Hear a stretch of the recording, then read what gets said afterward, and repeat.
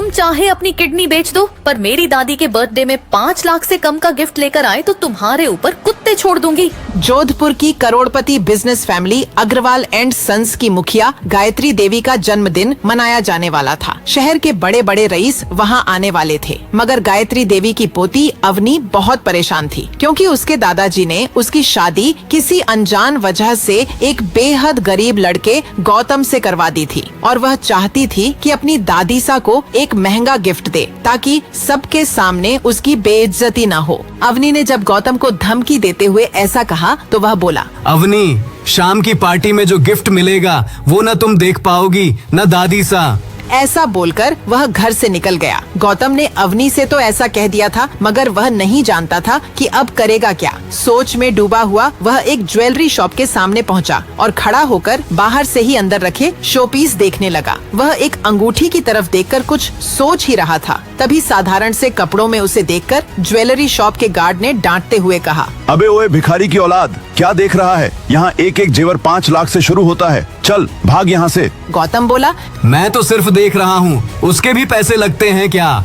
Guard ने आव देखा ना ताव और गौतम को धक्का दे दिया। गौतम अभी कुछ और कहता, तभी वहाँ और भी गार्ड आ गए और गौतम ने वहाँ से आगे बढ़ जाने में ही अपनी भलाई समझी। वैसे भी उसे इस ज्वेलरी शॉप से कुछ लेना तो था नहीं। वह अभी गायत्री देवी के गिफ्ट के बारे में सोचता हुआ आगे बढ़ ही रहा था कि अचानक पुलिस की टीम ने आकर उसे घेर लिया। पकड़ लो इसे, यही चोर है। चोर? मैंने तो कुछ नहीं किया। तभी उसकी नजर पुलिस के साथ आए उस ज्वेलरी शॉप के गार्ड पर पड़ी। गार्ड ने कहा, यही है वह आदमी इंस्पेक्टर साहब, यही वहाँ शॉप के चक्कर काट रहा था। मगर इंस्पेक्टर साहब, मैं तो बाहर खड़ा होकर सिर्फ देख रहा था, मैं चोरी कैसे कर सकता हूँ? चल थाने, डंडे पड़ेंगे ना तो सब पता चल जाएगा कि चोरी कैसे की तूने, और इतनी ही देर में वह अंगूठी किसे दे आया। पुलिस वाले गौतम को उठाकर थाने ले गए। गौतम गिड़गिड़ाता रहा, मगर किसी ने उसकी एक न सुनी। थाने पहुंचकर इंस्पेक्टर ने उसे लॉकअप में बंद कर दिया और पूछताछ शुरू की। जैसे ही गौतम ने बताया कि वह अवनी अग्रवाल का पति है,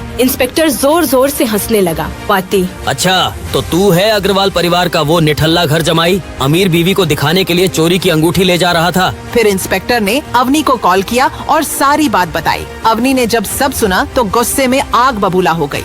क्या अब वो चोरी भी करने लगा? आप उसे मारिए पीटिए, उसके साथ जो करना है कीजिए, मैं उसे नहीं छुड़ाने वाली। किस चोर को मेरे गले बांध दिया दादाजी ने? छी! ऐसा बोलकर अवनी ने फोन काट दिया। गौतम को अब समझ नहीं आ रहा था कि वह इस लॉकअप से कैसे निकलेगा। उधर इंस्पेक्टर भी उसकी कोई बात सुनने को तैयार नहीं था और उससे ज्वेलरी शॉप में चोरी हुई अंगूठी निकलवाने की जिद पर अड़ा था। इंस्पेक्टर एक मोटा डंडा लेकर गौतम को पीटने बढ़ा ही था कि पीछे से एक कड़क आवाज आई, खबरदार, अगर अपनी नौकरी प्यारी है तो रुक जाओ इंस्पेक्टर। इंस्पेक्टर ने पलट कर देखा तो हैरान रह गया। वहाँ शहर के कमिश्नर खड़े थे। अभी कोई कुछ समझ पाता तभी कमिश्नर आगे बढ़े और गौतम के सामने हाथ जोड़कर खड़े हो गए। हुकुम, आपको हुई परेशानी के लिए मैं आपसे माफी मांगता हूँ। सर, ये आप क्या कर रहे हैं? ये तो अग्रवाल परिवार का निठल्ला घर जमाई है। इस चोर को इसकी बीवी ने भी छुड़ाने से मना कर दिया है। चोर? तुम जानते भी हो?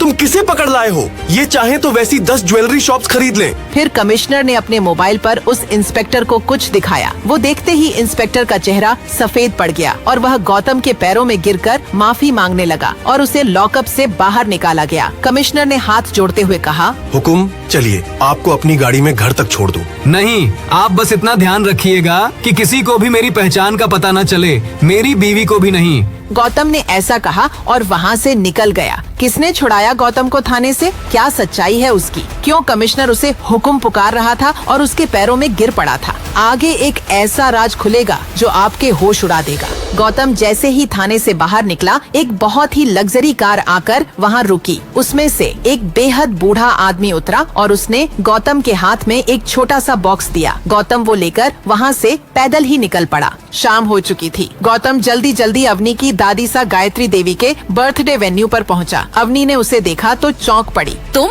चोर कहीं के, किसने छुड़ाया तुम्हें थाने से? वहीं पड़े पड़े सड़ जाते तो अच्छा होता। मैंने कोई चोरी नहीं की अवनी, मैं तो सिर्फ ज्वेलरी शॉप के बाहर खड़ा था और उस पुलिस वाले ने मुझे पकड़ लिया।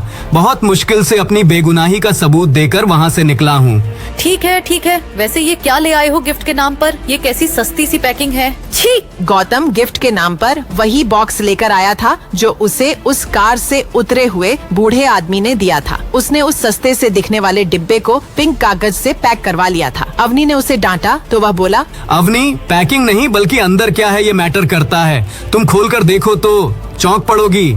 ऐसा बोलकर उसने बॉक्स खोलकर अवनी को दिखाया। अवनी ने जब उस बॉक्स के अंदर रखी चीज देखी तो मुंह बनाते हुए बोली, छी, ये क्या अजीब सी चीज ले आए हो? सुनो, जब बाकी लोग दादी को गिफ्ट देने लगे तो तुम चुपके से वहाँ अपना बॉक्स रख देना। पता नहीं दादाजी ने किस जन्म का बदला लिया है मुझसे। तुम जैसे गरीब आदमी से मुझ जैसी करोड़पति लड़की की शादी करवा दी। न मैनर्स हैं न तमीज। गायत्री देवी स्टेज पर बैठी थी और सब एक एक करके उन्हें गिफ्ट दे रहे थे। सबकी नजर एक दूसरे के गिफ्ट पर थी और हर गिफ्ट के साथ सब गायत्री देवी का रिएक्शन देख रहे थे। अचानक एक गिफ्ट देखकर गायत्री देवी के चेहरे पर बड़ी सी मुस्कान आ गई।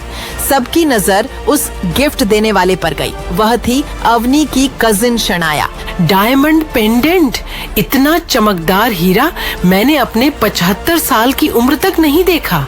इस घर की बाकी बेटियों से तुम कितनी समझदार और स्मार्ट हो शनाया। ऐसा बोलकर गायत्री देवी ने अवनी की तरफ देखा। अवनी ने शर्म के मारे सिर झुका लिया। गौतम ने अपनी पत्नी अवनी की ऐसी खुलेआम बेइज्जती होते देखी तो अपनी सीट से उठा और शनाया के पास जाकर बोला, वैसे काफी महंगा होगा ये डायमंड पेंडेंट, है ना शनाया? शनाया गौतम की बातों में छिपे व्यंग्य को समझ नहीं पा रही थी। उसने अकड़ के उस पेंडेंट का दाम जोर से बोला ताकि सब सुन सके। हाँ, 1.5 करोड़।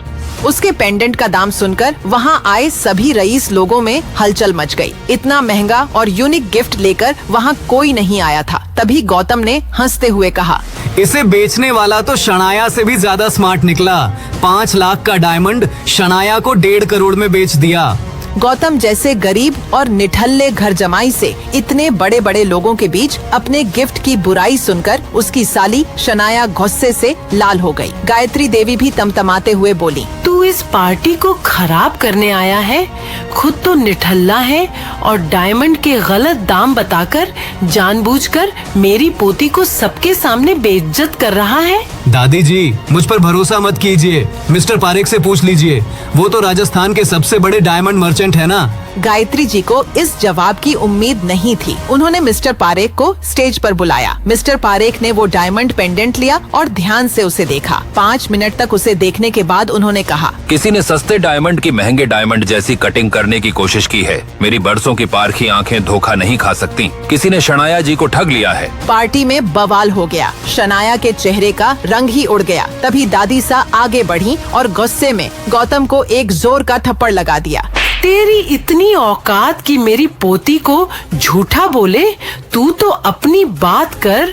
तू क्या गिफ्ट लेकर आया है निठल्ले? गौतम अपनी कुर्सी के पास गया और वो पिंक कागज में लिपटा छोटा सा बॉक्स उठाकर ले आया। वहाँ बैठे सभी लोग उस साधारण से बॉक्स को देखकर हंसने लगे और गौतम का मजाक उड़ाने लगे। गौतम ने बिना किसी पर ध्यान दिए गायत्री देवी के पास रखते हुए कहा, आज से, अभी से मुझे आपके अग्रवाल खानदान से कोई मतलब नहीं है। जिस कुत्ते को आपने 2 साल तक पाला वो जा रहा है और देखना, एक दिन गायत्री देवी को मुझे वापस बुलाने के लिए मेरे पैरों में गिरकर माफी मांगनी होगी। ऐसा बोलकर गौतम वहाँ से निकल गया। सब गायत्री देवी के पैरों के पास रखे उस छोटे से बॉक्स को देखकर हंस रहे थे। अवनी तो शर्म से पानी पानी हुए जा रही थी। तभी गायत्री देवी ने उस बॉक्स को उठाया और खोलकर अंदर देखा तो उनके होश उड़ गए। उन्होंने घबरा कर कहा, उस गौतम को रोको।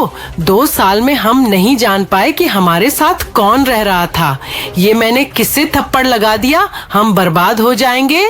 आखिर क्या था उस बॉक्स के अंदर जिसे देखकर गायत्री देवी घबरा गई? कौन था जिसने गौतम को वो बॉक्स लाकर दिया? कौन है गौतम? क्या है उसकी असलियत? क्यों वो अपनी पहचान छिपा रहा है? क्या गौतम वापस आएगा? क्या होगा गायत्री देवी और अग्रवाल परिवार के साथ? जानने के लिए नीचे दिए गए बटन को क्लिक करके इंस्टॉल कीजिए पॉकेट FM और फ्री में सुनिए ट्विस्ट और टर्न्स से भरी ये कहानी रॉयल वारिस। ध्यान रहे कि रॉयल वारिस नाम की ये कहानी सिर्फ आज के लिए ही फ्री है, तो अभी डाउनलोड कीजिए पॉकेट FM।